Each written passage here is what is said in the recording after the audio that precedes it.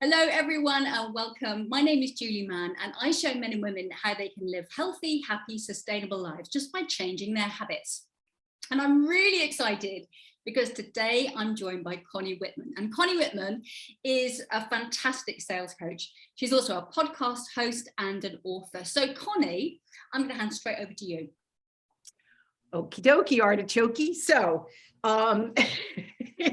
So yes, I am a sales expert. Julie, as you know, I've been in sales for 40 years. So over that period of time, think about the depth of knowledge that you just gain and learn and just becomes part of our bones. And I think how we do business.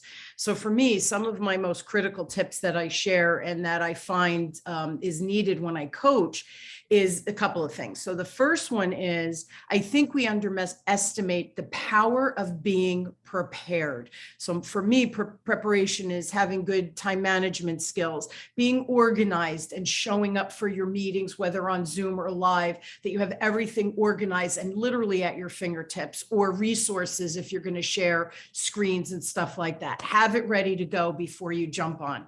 Second thing in preparation for me is you should have the questions that you want to ask, especially if it's a new prospect. For me, Julie, I have used the same questions for 20 years since I've been in business, created an outline. I've tweaked it initially early on in business.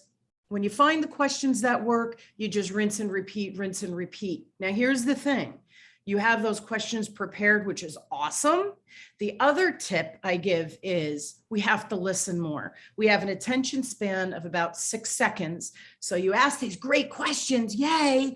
And then the client or prospect gives you just really good information, but there's more, and there's more depth, there's more meat, and potentially a bigger sale if we just dig a little bit. So for me, active listening is when you ask the question, the client starts to answer, and you realize there's more here. Those follow-up questions, which by the way, you cannot plan in advance.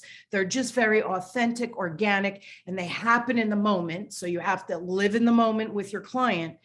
So listening is the other one so that you can really dig a little bit deeper and stop leaving money on the table.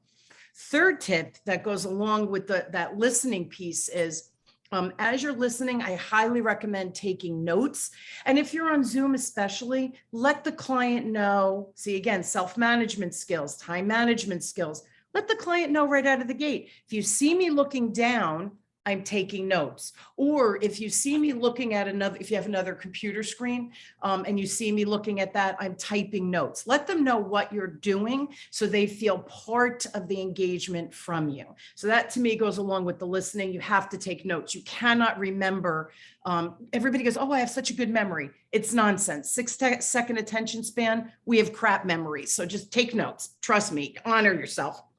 And then the last one I would say is, if you truly have done the preparation, the great questions, that active listening, when you're ready to present, remember who your client is and meet them where they are now, right here, right now, not a year from now.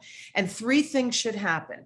When you present your idea, if it's a direct hit, right, meaning that the client is ready for you, all those things, the client's going to be leaning in saying, oh, like, how fast can we get this going? Why didn't I meet you a year ago? It's a perfect match, right? You're eager, they're excited, you're excited. Beautiful. Close the sale.